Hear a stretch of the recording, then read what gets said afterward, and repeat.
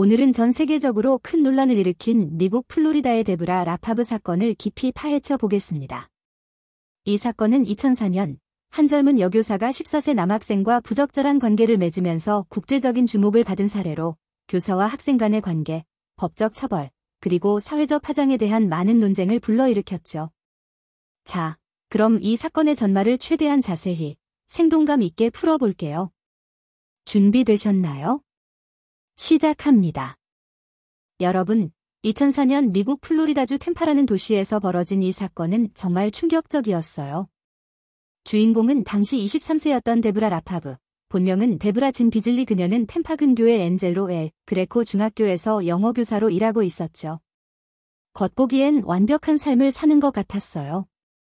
2003년에 결혼한 신혼부부, 예쁘고 젊은 금발의 교사, 그리고 학생들 사이에서 핫한 선생님으로 통했던 그녀.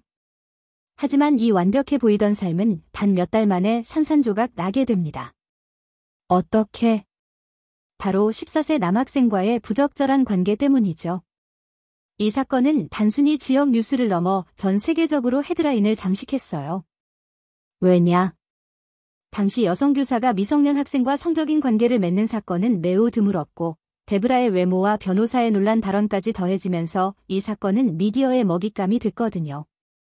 자, 그럼 이 사건의 타임라인을 하나씩 따라가면서 무슨 일이 있었는지, 그리고 왜 이렇게 큰 파장을 일으켰는지 자세히 알아볼게요.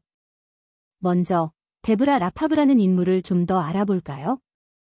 1980년 8월 28일에 태어나 플로리다에서 태어난 데브라는 어린 시절부터 외모로 주목받는 사람이었어요. 고등학교 시절, 1995년에서 1996년에 백스트리트 보이즈의 닉 카터와 1년 반 동안 사귀었다는 사실 알고 계셨나요?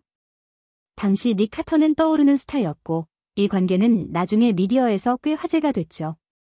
하지만 데브라는 닉과 헤어진 후 동급생 여성과 레즈비언 관계를 맺었다고 해요. 이 일 때문에 부모님이 그녀를 이스트 베이 고등학교에서 블루밍데일 고등학교로 전학시켰다고 합니다. 데브라는 1998년에 고등학교를 졸업하고 2002년에 대학에서 영어 학위를 취득했어요.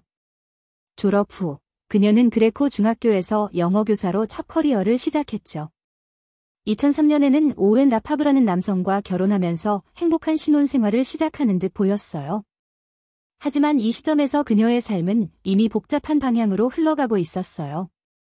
데브라는 나중에 법정에서 자신이 양극성 장애, 바이폴러 디스오더, 로 치료받고 있었다고 밝혔는데 이 정신적 상태가 사건에 어떤 영향을 미쳤는지 나중에 더 이야기할게요. 자, 이제 사건의 핵심으로 들어가 봅시다.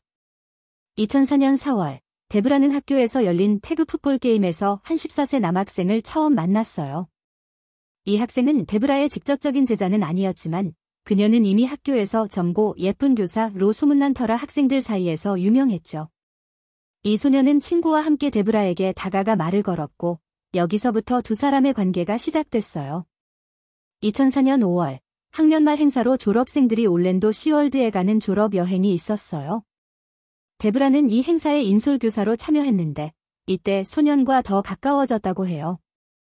데브라의 남편 오웬도 이 여행에 함께 있었지만 두 사람은 이미 서로에게 친밀감을 느끼기 시작했죠. 소녀는 데브라가 자신에게 특별한 관심을 보인다고 느꼈고 데브라는 소년을 구금실에 남게 하거나 방과 후에 함께 시간을 보내는 등 점점 더 가까워졌어요. 심지어 소년의 친구들까지 초대해서 함께 시간을 보낸 적도 있었다고 하네요. 이 시점에서 두 사람의 관계는 이미 위험한 선을 넘고 있었어요. 소녀는 데브라와 처음 키스를 했다고 주장했는데 이게 단순한 호기심으로 끝나지 않고 더 깊은 관계로 발전하게 됩니다. 학년이 끝나고 여름방학이 시작되면서 두 사람은 전화로 자주 연락했고 데브라는 소년을 여름 활동에 데려다주면서 차 안에서 키스를 나누는 일이 잦아졌어요. 그리고 이 관계는 곧 성적인 접촉으로 이어지게 됩니다. 2004년 여름, 데브라와 소년의 관계는 완전히 선을 넘었어요. 소년의 진술에 따르면 두 사람은 4일 동안 3번의 성관계와 여러 차례의 성적인 행위를 했다고 해요. 이게 얼마나 충격적이냐면 이 행위들은 다양한 장소에서 일어났어요. 데브라의 리버뷰 타운하우스 콘도, 데브라의 집 침실에서 성관계가 이루어졌다고 합니다. 학교 내 이동식 교실 데브라가 근무하던 교실에서도 부적절한 행위가 있었다고 해요. 데브라의 차 안 2002년형 은색 이스즈 로데오 스포츠 차량의 뒷좌석에서 여러 차례 성관계가 있었는데 심지어 한 번은 소년의 15세 사촌이 차를 운전하는 동안 이루어졌다고 합니다. 소년은 나중에 경찰에 이렇게 증언했어요. 데브라가 그에게 가슴을 보여달라고 요청했고 처음엔 브래지어 하단만 살짝 보여줬지만 친구들이 없는 상황에서 키스를 나누며 더 가까워졌다고요. 여름방학이 시작되면서 두 사람은 더 자주 만났고 데브라는 소년에게 전화번호를 주며 성관계를 계획했다고 해요. 심지어 한 파티에서 소년은 데브라를 여자친구라고 소개했죠. 이쯤 되면 여러분, 이게 얼마나 심각한 상황인지 느끼시죠?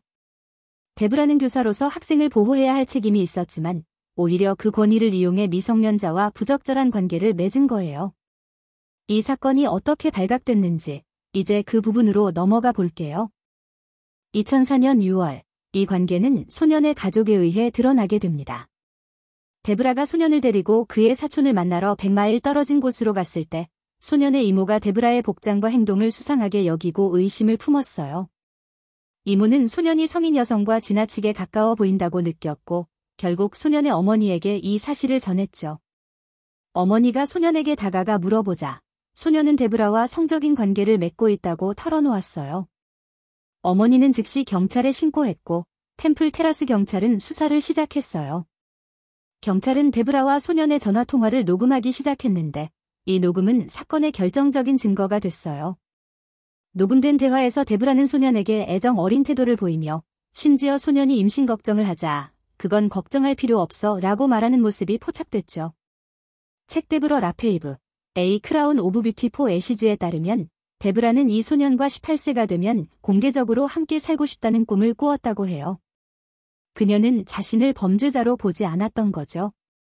2004년 6월, 경찰은 충분한 증거를 확보하고 데브라를 체포했어요. 혐의는 미성년자에 대한 음란 또는 호색적 행위, 루드 오어 러시비어스 배터리와 법정 강간, 스태추토리 레입이었죠. 이 사건은 순식간에 지역 뉴스를 넘어 전 세계로 퍼져나갔어요. 왜냐? 당시 여성교사와 남학생 간의 성범죄는 드문 일이었고 데브라의 외모 키 큰 금발의 미인이기 때문에 미디어는 이 사건을 선정적으로 다루기 시작했죠. 데브라의 체포 소식은 2004년 여름을 뜨겁게 달궜어요. 그녀는 2005년 오웬과 이혼했고 같은 해 재판이 시작됐죠. 하지만 이 재판에서 가장 논란이 된 건 데브라의 변호사 존 피츠기본스의 발언이었어요. 그는 법정에서 이렇게 말했어요. 데비를 플로리다 주립 여성교도소에 넣는 건 매력적인 젊은 여성을 사자 우리의 생고기를 던져 넣는 것과 같아요. 이 말, 여러분, 어땠을 것 같아요? 이 발언은 즉시 전 세계적으로 비판을 받았어요. 피해자 가족과 여성단체들은 이 발언이 성범죄의 심각성을 희석시키고 데브라의 외모를 이용해 동정을 얻으려 했다고 분노했죠. 이 발언은 사건을 더 선정적으로 만들었고 데브라는 미디어에서 금발의 섹시한 교사로 묘사되며 대중의 관심을 끌었어요. 하지만 이게 사건의 본질을 흐리는 결과를 낳았죠.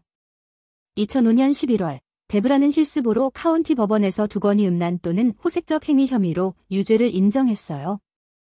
그녀는 피해자 가족에게 깊은 사과를 전하며 자신이 양극성장애 치료를 받고 있다고 밝혔죠. 제 가장 큰 후회는 이 소년에게 이런 일을 겪게 한 거예요 라고 법정에서 말했어요. 그녀의 유죄 협상은 상당히 관대한 편이었어요. 원래 10년형을 받을 수도 있었지만 결국 3년 가택연금, 7년 보호관찰, 그리고 성범죄자 등록으로 마무리됐죠. 감옥에 가지 않은 이유 중 하나는 변호사가 주장한 교도소 환경의 위험성과 데브라의 정신건강 상태 때문이었어요. 하지만 이 판결은 피해자 가족과 대중에게 큰 논란을 일으켰어요. 왜냐? 비슷한 시기에 다른 교사, 에셀 앤더슨은 더 무거운 38년 징역을 받았기 때문이죠. 데브라의 처벌은 가택연금과 보호관찰로 끝난 것 같았지만 이야기는 여기서 끝나지 않았어요. 2008년 1월, 데브라는 보호관찰 조건을 위반했다는 이유로 또다시 법정에 섰어요. 그녀는 템파 근교의 식당, 데니 보이즈에서 17세 여직원과 포옹하고 성적인 주제를 포함한 대화를 나눴다고 해요. 데브라는 이를 그냥 여자들끼리의 대화라고 주장했지만 보호관찰 조건상 미성년자와의 신체 접촉이나 성적인 대화는 금지였죠. 다행히 법원은 이 위반이 의도적이고 중대하지 않다고 판단해 그녀를 감옥에 보내지 않았어요. 2011년 데브라는 쌍둥이 아들을 낳은 직후 보호관찰 조기 종료를 요청했어요. 그녀는 이미 커뮤니티 서비스와 성범죄자 교육을 완료했고 $13,000의 법원 비용도 갚았다고 주장했죠. 당시 판사회인 팀워먼은 데브라와 농담을 나누며 쌍둥이 육아의 고충에 대해 이야기했다고 해요. 그녀의 보호관찰을 4년 일찍 종료해줬어요. 하지만 피해자 가족과 검찰은 강하게 반발했고 이 결정은 2012년 항소심에서 뒤집혔어요. 결국 데브라는 플로리다 대법원에 상소했고 2014년 10월 대법원은 항소법원이 관할권이 없었다며 데브라의 손을 들어줬어요. 이로써 그녀는 보호관찰을 조기에 종료할 수 있었고 더 이상 야간 통행금지나 여행 제한 같은 조건을 지킬 필요가 없게 됐죠. 하지만 성범죄자 등록은 여전히 유지됐어요. 그렇다면 2025년 현재 데브라는 어떤 삶을 살고 있을까요? 그녀는 이제 본명인 데브라 진 비즐리로 돌아가 템파 근교의 러스킨에서 조용히 살고 있어요. 2011년에 쌍둥이 아들을 낳았고 이후 새 남편과 결혼해 데브라 윌리엄스라는 이름으로 생활 중이죠. 성범죄자 등록자 신분 때문에 그녀는 미성년자와 접촉할 수 없는 직업에서 일하며 보통은 주기적으로 주 정부에 자신의 거주지를 신고해야 해요. 데브라의 친구 조준이가는 2018년에 그녀의 이야기를 다룬 책 데브러 라페이브 A 크라운 오브 뷰티 포 애시즈를 출간했어요. 이 책에서 데브라는 자신의 행동에 대해 깊이 후회하며 양극성 장애와 어린 시절 겪은 트라우마, 8학년 때 동급생에게 성폭행당했다고 주장, 이 그녀의 판단에 영향을 미쳤다고 밝혔죠. 그녀는 인터뷰를 거의 하지 않고 조용한 삶을 유지하려고 노력 중이에요. 하지만 비슷한 사건이 뉴스에 나올 때마다 과거의 죄책감과 트라우마가 되살아난다고 해요. 주니가는 데브라가 진심으로 뉘우치고 있다고 전했어요. 그녀는 자신의 행동이 소년과 그의 가족, 그리고 자신 주변 사람들에게 큰 상처를 줬다는 걸 알고 있다고 해요. 하지만 템파 지역에서는 여전히 그녀를 알아보는 사람들이 많아서 쇼핑몰에 가도 시선을 느낀다고 하네요. 자, 여러분, 여기까지가 데브라 라파브 사건의 전말이에요. 이 사건은 단순히 한 사람의 잘못을 넘어 교사의 책임, 미성년자 보호, 그리고 미디어의 책임감에 대해 많은 생각을 던져줬어요. 여러분은 이 사건을 어떻게 보시나요?